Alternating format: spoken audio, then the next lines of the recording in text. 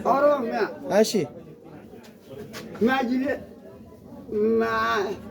ማጅሊስ ቶኩመራ እሺ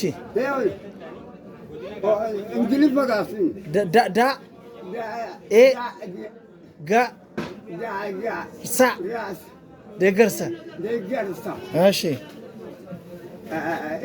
እጃርሳ እጃርሳ እጃርሳሚ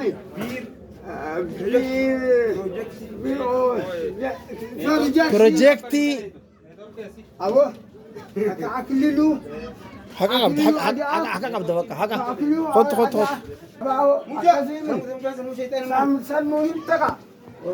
إسان كم مال إذا بالا باتا نسوي أكو ما تقول لما يتو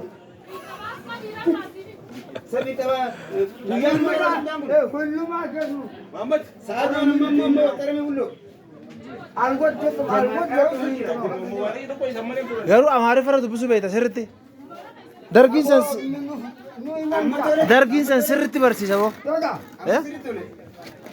باتين أبو رنجما أفور سنكرايسي إيه كم سرت ملتي باتي أبو نبرازيل قالتان خوني سنكرايسي مني ندقي باتي أبو ربنا كرايسي قالتان والرباسة أو نجلا أبو أما تقول أبو لله إني رابطو فسنا نساء gaafa illee qarraate hayilee sillaasee keessa ilmoo baalabbaataa malee mata barumsaa seenuunis akkana yoo jettee inni muru.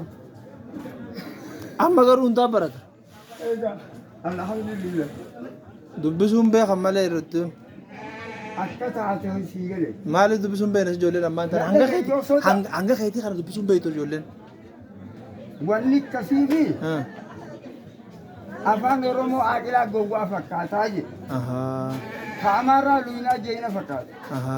Ka faranjii jaarsaa ijoollee fakkaata. Ka arabaa jaahilaatu aalimaa fakkaata. Ka somaalee fayyaan badhaataa fakkaata.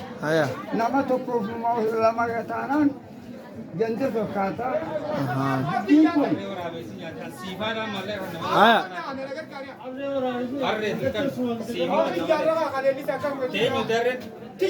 Ijabarratti kennu.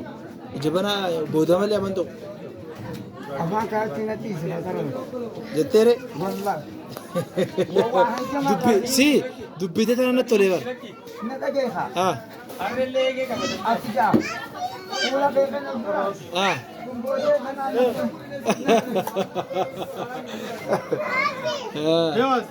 Namni beektaa garuu. Bara ati nafsee. Laas. Har tokko akkasitti qaqqabdee laatee kutan akka ibsataame.